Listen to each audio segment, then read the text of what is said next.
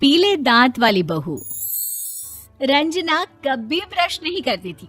उसे कितनी बार उसके माँ बाप ने डांटा, लेकिन उसका कोई असर उस पर होता ही नहीं था, जिस कारण से उसके दांत पीले पीले हो जाते हैं।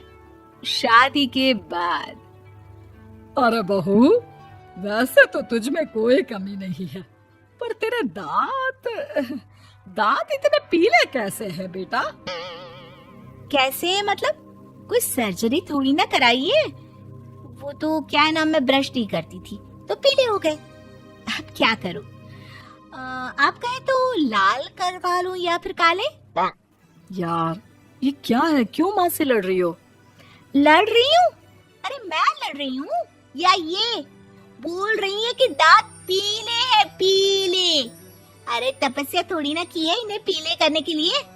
बकायदा ब्रश नहीं किया है 20 साल तक, तब जाकर। छी, कैसी बात कर रही हो? ये उस वक्त तो पीले नहीं थे जब हम लोग तुम्हें देखने आए थे। अरे तब साफ करवा लिया होगा डेंटिस्ट के पास जाकर। अब देखो कैसे पीले पीले लग रहे हैं। रंजना सास की तरफ गुस्से से देखती है। फिर शुरू हो गई पीले पीले पीले। अरे पीले तो तब भी थे जब मेरे हाथ का रसगुल्ला उड़ा उड़ा कर खा रही थी और बोल रही थी, लड़की नहीं गुणों का खजाना दे रहे भाई साहब आप। खैर, अब वो लोग करते भी तो क्या करते, पीले दांत वाली बहू पल्ले पड़ी थी तो झेलना तो था ही। एक दिन कीर्तन में रंजना गाना गा रही थी। अरे कमला बहन, माँ का द्वार है, यहाँ तो सब शुद्ध होकर आते हैं, फिर अपनी बहू को ब्रश भी नहीं करवाती तुम। दूर से पीले पीले दांत भक्ति में बाधा उत्पन्न कर रहे हैं। अरे कोई 2 साल के बच्ची थोड़ी ना लेकर आई हूँ मैं बहू बनाकर। अच्छी खासी लड़की है, अरे कैसे करवाऊं ब्रश? ये तो उसे खुद करना चाहिए ना। अब माँ बाप तो इसके जैसे तैसे निपटा दिए, ये नहीं सोचा कि सास कैसे संभालेगी। सास बहू को लेकर घर आ जाती है, लेकिन सोच लेती है कि अब इसे लेकर कहीं नहीं जाएगी। अगले रोज बहू कहती है, अरे क्या हो गया, मंदिर नहीं जाना क्या? कीर्तन का वक्त हो रहा है। मेरी मधुर वाणी से कान्हा जी जागते हैं और सोते हैं। आप तो जानती है ना उनकी भक्ति में कितना मन लगता है मेरा।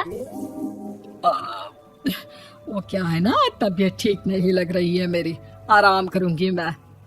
तबीयत ठीक नहीं लग रही? अभी तो मिथुन के गाने पर नाच रही थी आप, और अब बोल रही है कि तबीयत ठीक नहीं लग रही। अरे भक्ति में मन लगा लो सासू माँ, ऊपर जाना है, क्या मुंह दिखाओगी आप? हाँ? सास को बहू की बात पर गुस्सा आ जाता है। मैं क्या मुंह दिखाऊंगी, इसकी चिंता तो ना कर, समझी? अपने मुंह की चिंता कर, जो ये पीले पीले दांत लेकर हर जगह पहुंच जाती है। पता है लोग कितना मजाक बनाते हैं। ना जी ना, मैं नहीं जाना कहीं तेरे साथ। तो ये बात है। कोई ना, मत जाओ, मैं अपने कमरे में ही बैठकर भक्ति कर लूंगी। ऊपर वाला दांत थोड़ी ना देखता है, मन देखता है, भावना देखता है। और अरे बस बस, तू सब कुछ दिखा, बस ये सफेद चमकदार दांत ना दिखाना किसी को, है? जा यहाँ से।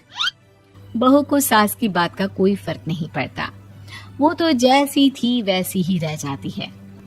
सुबह नहाकर किचन में खाना बनाना, फिर खाना खाना, कीर्तन भजन करना और सो जाना। एक दिन, माँ जी मैं सहेली के घर जा रही हूँ, शाम को लेट आऊंगी। हाँ हाँ तो जाना, मैंने कौन सा तेरी आरती करनी है घर पर बैठकर। रंजना सहेली के घर जाती है, जहाँ वो पार्टी में जाने की तैयारी कर रही होती है। अरे शिखा, कहाँ जाने की तैयारी कर रही है? मैं गलत वक्त पर आ गई क्या? अरे नहीं यार, उल्टा सही वक्त पर आ गया। मैंने ये साड़ी और ज्वेलरी निकाली है यार, शाम को इनके ऑफिस की एक पार्टी में जाना है। बताना कैसा लग रहा है ये सब?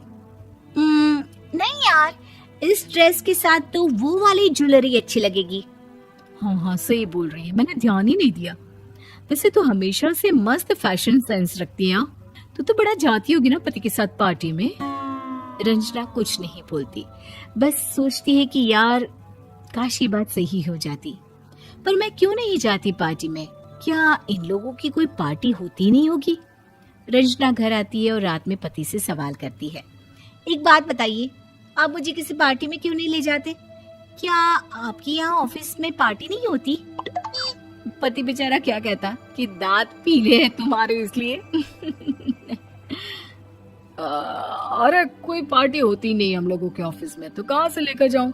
और मार्केट, मॉल, कहीं वीकेंड घूमना, कहीं तो। अरे यार, सारे हफ्ते में एक छुट्टी मिलती है, तो सोचता हूँ कि आराम ही कर लूं। क्यों? रंजना मन मार के रह जाती है। पहले कभी सास के साथ मंदिर जाया करती थी, लेकिन वो भी सास ने ले जाना बंद कर दिया। घर बैठी बैठी रंजना बोर हो जाती है। तभी उसे आइडिया आता है और वो मायके जाने का सोचती है। सासू माँ, 2 दिनों के लिए मम्मी के घर जा रही हूँ।